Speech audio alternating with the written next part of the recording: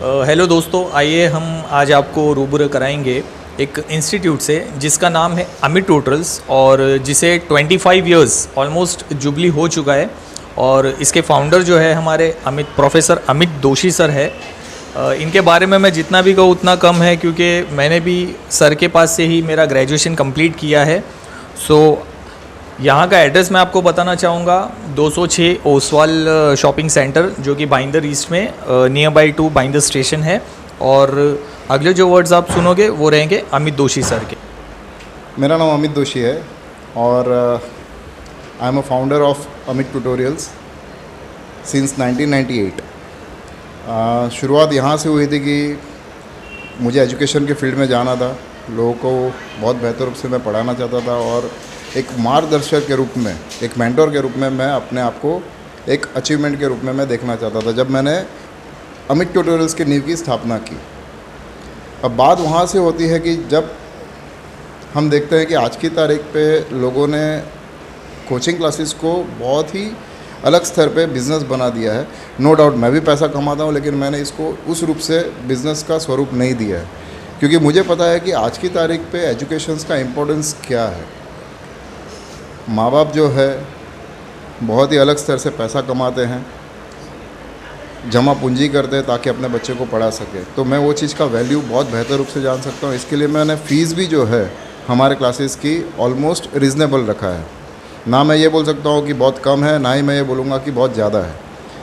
और इसका वर्किंग इसलिए मैंने प्रेजेंट किया है क्योंकि मुझे पता है कि इसकी अहमियत माँ बाप के लिए जो जेब से जो पैसा खर्च होता है वो बहुत मायने रखती है। अब आती है, ये तो फीस स्ट्रक्चर बना। मैं ये चाहता हूँ कि एजुकेशन क्या है, इट्स एनलाइटिंग कैरियर्स।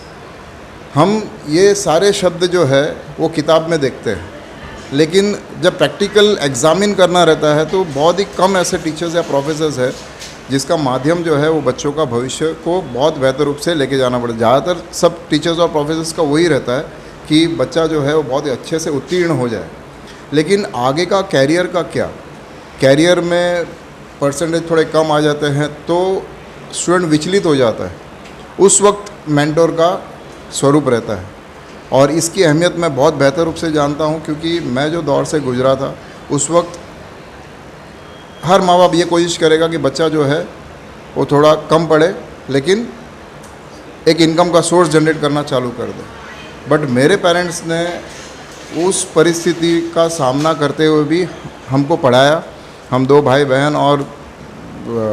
भाई और एक बहन है और तीनों ने बहुत ही अच्छा मुकम्मल ग्रेजुएशंस जो है वो अचीव किया है। So I know the value of that working. आज भी मेरी बहन ने जो है वो लॉ किया है। So value of studies is of great importance in our life.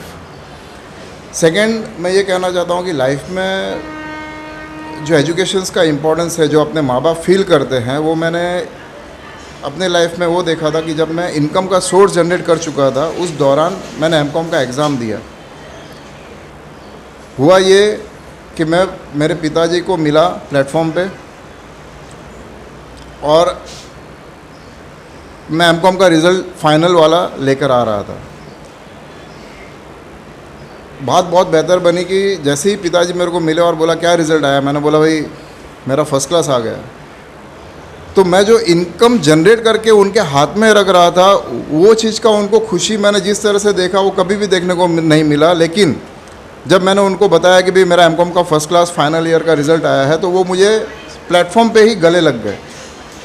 और यही चीज़ मैं बताना चाहूँगा कि माँ बाप के लिए पैसों से कई गुना ज़्यादा जो है वो एजुकेशंस का जो दौर से आप जो एक मकाम हासिल करते हैं वो उनके लिए ज़्यादा रिस्पेक्टेबल रहता है as compare to the income what you earn. तो मैं ये मैसेज पास ऑन करना चाहूँगा इस एग्ज़ाम्पल से कि आप बहुत बेहतर रूप से पढ़ाई करें और करते ही जाइए कि ताकि अपने सोसाइटी में आप अपने माँ बाप का नाम जो है बहुत ऊंचा रख सके। क्योंकि हर इंसान कोई भी चीज़ आपसे छीन के लेके जा सकता है, लेकिन एजुकेशन एक ऐसा चीज़ है जो आपसे कभी भी कोई भी इंसान छीन नहीं सकता है, ना जला सकता है ना उसका पतन कर सकता है। और माँ बाप का हमेशा लक्ष्य और सपना यही रहता है मेरा बच्चा जो है वो बहुत बेहतर रूप से पढ़ाई करे।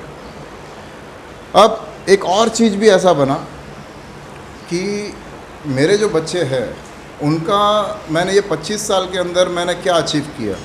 तो पहला जो चीज़ है, मेरा लक्ष्य ये था कि मैं बच्चों का नींव इस तरह से मैं स्थापित करूं कि उनका फ्यूचर, उनका कैरियर जो है वो बहुत ही बेहतर रूप से वो अपने आप को कैरी करके लेके जा सके।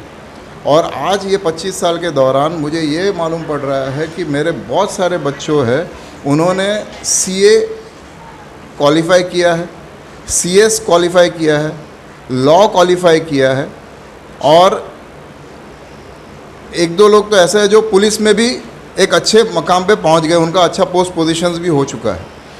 So this is all about having a strong base. जितना आप नींव अच्छा रखते हैं उतना आप मुकम्मल हासिल जो अपना जो टारगेट रहता है आप अपने लाइफ में वो कर सकते हो। ये मुझे पता चल गया। यानी कि sky scrapers can build only when the pillars are strong and the pillars digging factor is been more deep. तो जितना नींव डीप रहेगा उतना स्काई स्क्रैपर और आप हासिल कर सकते हैं। तो ये भी कैरियर से एक लागू होता है। दूसरी बात, मैं अपने बच्चों को हमेशा लाइफ में कुछ सेशंस ऐसे रखता हूँ जहाँ पर मैं उनको ये कहता हूँ कि लर्न फ्रॉम माय मिस्टेक।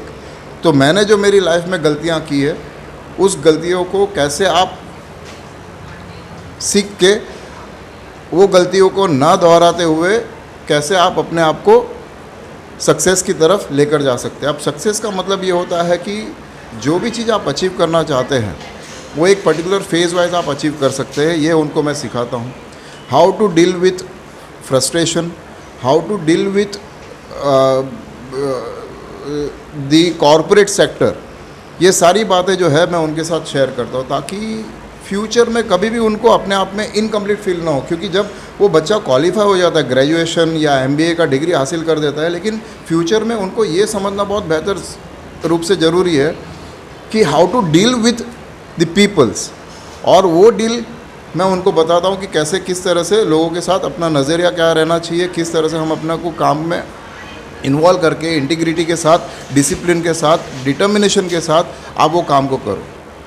और इसी रूप से आप बेहतर रूप से, एकदम बेहतर रूप से जो भी गोल अचीव करना चाहते हैं, चाहे वो पैसे को लेकर हो, चाहे वो पोस्ट के रूप में हो, चाहे वो डिग्निटी के रूप में हो, आप हर चीज़ को अचीव कर सकते हैं। This is how you have to work for your self.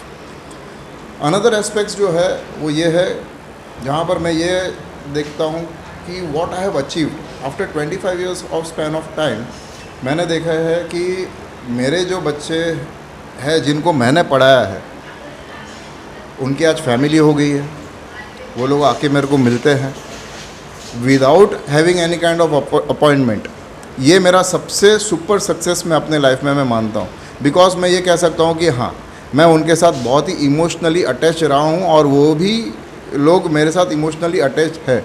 आज भी मुझे आकर मिलते हैं, कहीं कोई तकलीफ़ रहा, कोई मेंटरशिप के लिए गाइडेंस चाहिए तो वो लोग मुझे कॉल करते हैं और हमेशा